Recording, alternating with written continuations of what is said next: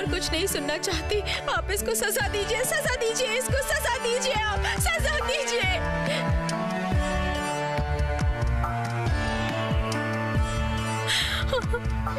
और बताशी दीदी को भी मैं देख लूंगी। उठो उठो सरजू, उठो। आज अगर तुम्हारे जेठ जी तुम्हें सजा नहीं देते हैं तो मैं तुम्हें सजा दूंगी। उठ जाओ। दीदी, दीदी, ओ दीदी, आप मुझे माफ कर दीजिए। आप मुझे माफ कर दीजिए। मैं तो चिंता और डर से अपनी समझ बूझ खो चुकी थी। दीदी, मैं क्या करूं आप बताइए। उनकी और सासू माँ की बातें तो मुझे हमेशा कान में सुनाई देती है।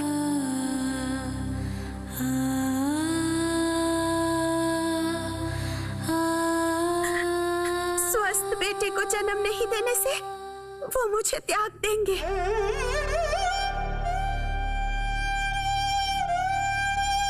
उनका चेहरा तो हमेशा मेरे आंखों के सामने दिखता है दीदी।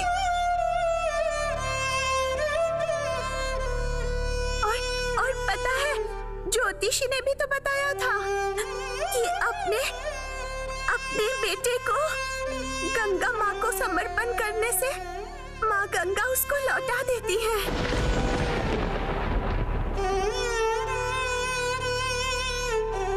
और स्वस्थ बेटे का जन्म होता है। इसी कारण से तुम अपने बेटे को गंगा में विसर्जित कर रही थी सरजू। हाँ दीदी, हाँ कर रही थी।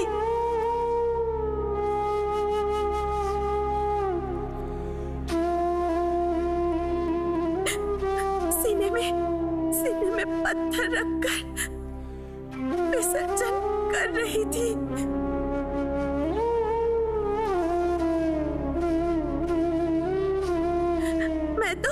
मैं तो एक लौती नहीं थी जो ऐसा कर रही थी।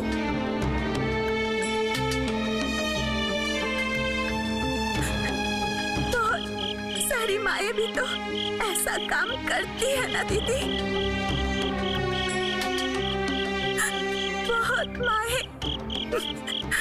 तुमने सही कहा। इस प्रथा को मानकर हमारे देश की हजारों माओं को चुपके से ऐसा काम करना पड़ता है।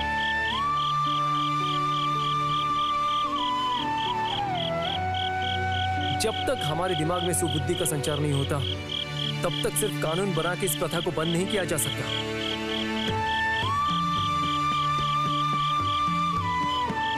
छुप छुप के ऐसा कुछ संस्कार चलता ही रहेगा। रानी, तुम सिर्फ इसमें सरजू का दोष मत देखो। तुम्हें तो पता है कि हमारे देश में कितने कुसंस्कार, कितने अंधविश्वास हैं।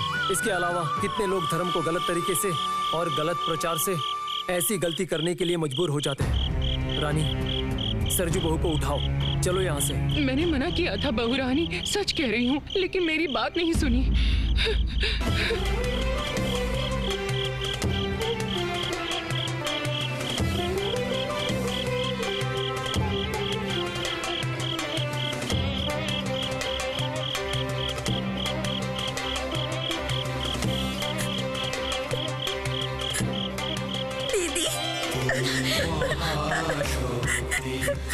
मैंने गलत किया है दीदी।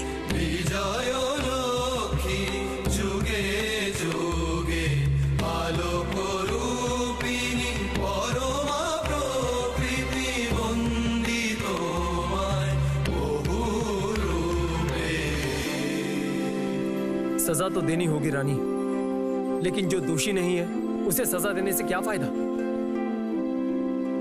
जो लोग असली दोषी हैं, जिन लोगों ने सरजू बहू का ऐसा काम करने के लिए मजबूर किया है, उनको सजा देनी ही पड़ेगी। सरदार जी छोटे मालिक। तुम तुरंत घर जाओ, गुप्त तरीके से एक पालकी लाने की व्यवस्था करो। देखना किसी को कुछ पता ना चले। लेकिन आप जाएंगे कहाँ? आप तो देख रहे हैं इसकी तबीयत अभी भी ठीक नहीं है, बहुत कमजोर है ये। रानी, सरजू बहू अभी जान बाजार के घर में अभी रह नहीं पाएगी। हम लोग दूसरी जगह जाएंगे, उस घर में नहीं।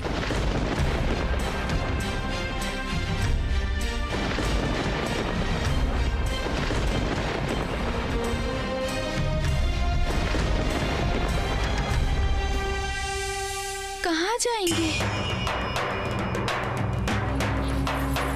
कहाँ?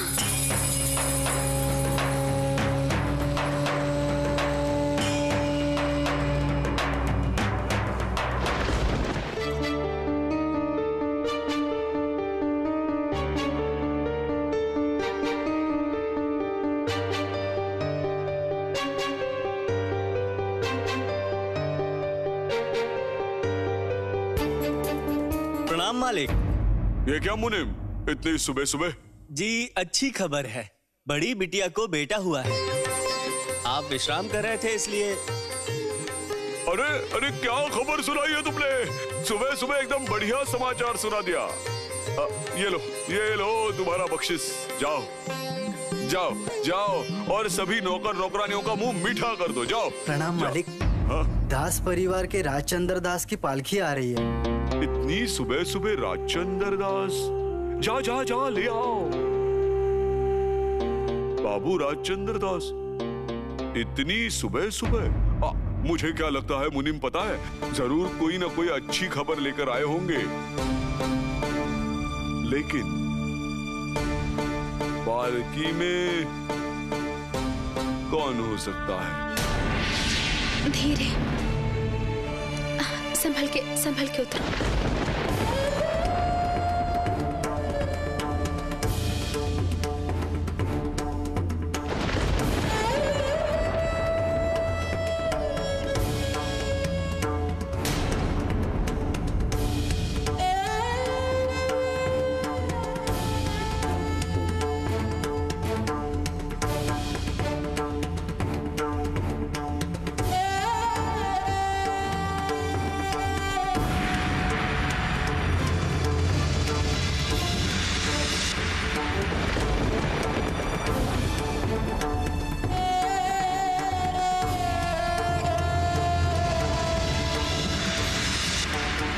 ये क्या बड़ी बिटिया, तुम? महाशय जी, मैं आपके सारे सवालों का जवाब बाद में दूंगा। पहले इन लोगों को महल में जाने की अनुमति दीजिए। हाँ मुनीम, जाओ, इन सब लोगों को अंदर लेकर जाओ। पहली बार नाती घर आई है, मालकिन को खबर पहुंचाओ।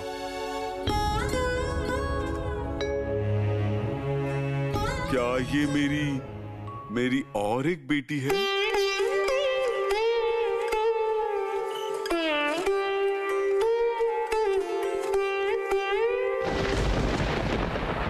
क्या हुआ बेटी? क्या हुआ बिटिया? आप लोग अंदर आइए, मालकिन बुला रही हैं।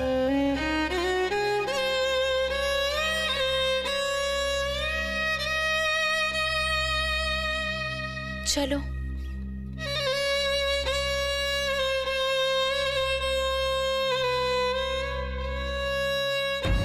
महाशय जी, हम लोग यहाँ आए, ये बात किसी को पता नहीं चलनी चाहिए और आप भी गुप्त रखिएगा। क्या हुआ है बेटा राजचंद्र? जरा साफ साफ बताओ तो, बिटिया की ऐसी हालत क्यों हुई? उसको तो अभी प्रसव वाले कमरे में रहना चाहिए। महाशय जी, जिसके लिए आपकी बेटी की ये हालत है, उनको सबक सिखाने के लिए मैं उन्हें यहाँ लेकर आया हूँ। समझा नहीं, जरा साफ साफ बताओ ना बेटा, बताओ। बैठ जाओ, बैठ जाओ।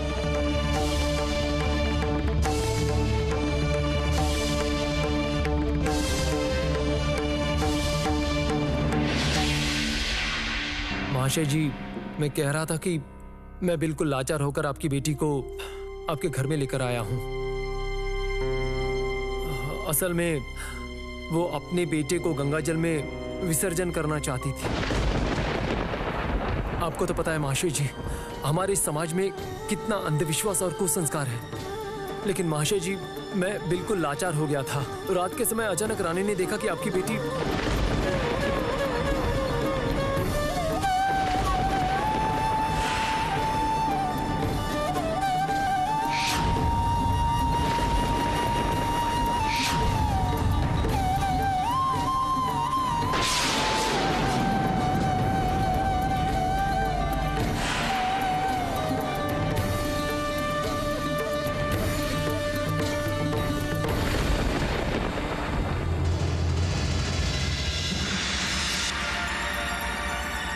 लाओ तुम्हारे बेटे को दे दो, गर्म पानी से जरा हाथ पैर पोंछ देती हूँ। बहू, ओ बहू, बहू, ओ माँ, इस कमरे से बहू और बेटा गायब कहाँ हो गए? मालकिन, ओ मालकिन, ओ बड़ी मालकिन, कहाँ हैं आप लोग? जल्दी आइए, ओ छोटी मालकिन, सब लोग आइए यहाँ, सत्यानाश हो गया है। अरे हुआ क्या है? चिल्ला क्यों रही है? अरे ये कमरा तो खाली है, बहू और बेटा कमरे में नहीं है। ये कैसा सत्यानाश हो गया? अच्छा देखते हैं।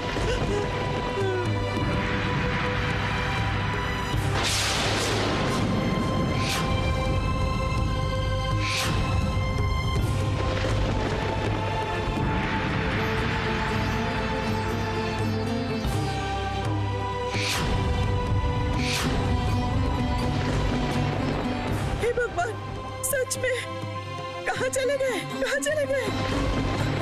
मैं जाके देखती हूँ। ये सुबाला इतना चिल्ला क्यों रही है? बात क्या है? मुझे तो कुछ समझ नहीं आ रहा है दीदी। चलिए एक बार देखते हैं। तू जब कमरे में आई थी। छोटी बहू, क्या हुआ बताओ तो?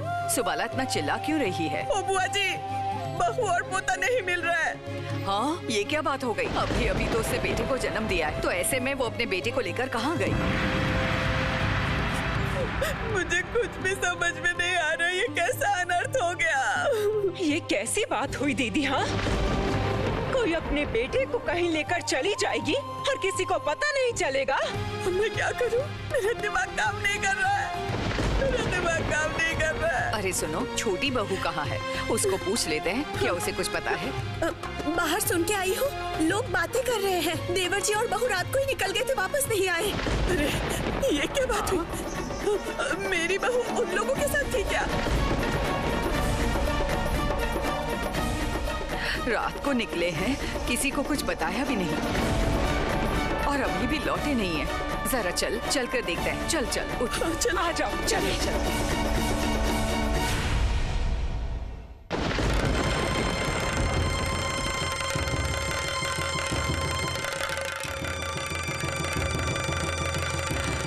चंदर, ओ चंदर, छोटी बहू, छोटी बहू,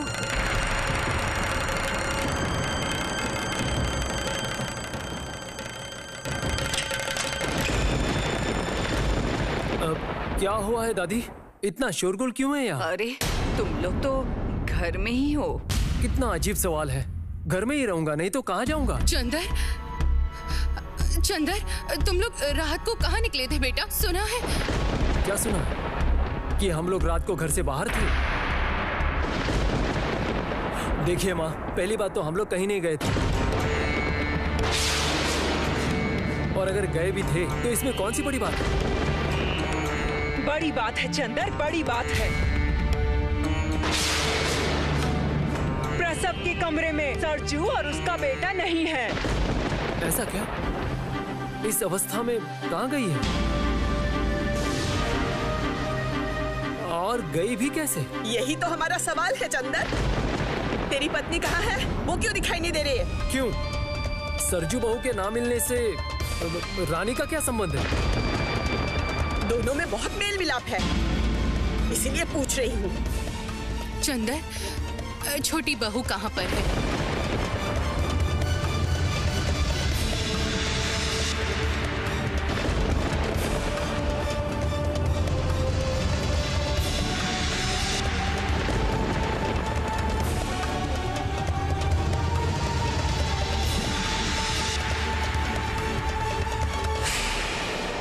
जरूर रसोई में गई होगी।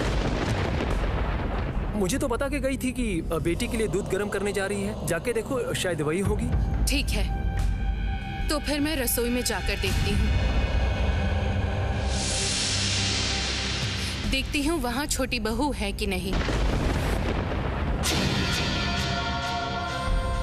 मैं उसकी जांच पड़ताल नहीं करने जा रही हूँ बेटा, लेकिन उससे पूछूंगी कि उसको इस विषय में कुछ पता है कि नहीं। माँ, हाँ? आप मेरे साथ आइए। हाँ हाँ, चलो एक बार रसोई में जाकर देखते हैं। चल।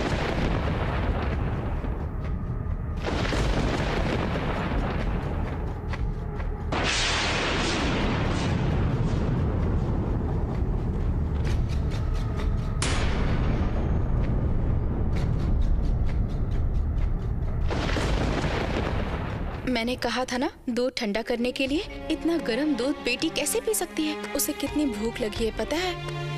थोड़ा हिला दीजिए बहुरानी, दूध ठंडा हो जाएगा। बहुरानी, किसी न किसी को पता चल ही गया होगा कि आप रात को घर में नहीं थी। आपको जो काम करने के लिए कहा है वो कीजिए। लीजिए, बेटी को ले जाके दूध पिला दीजिए और देखना दूध गर्म ना रहे।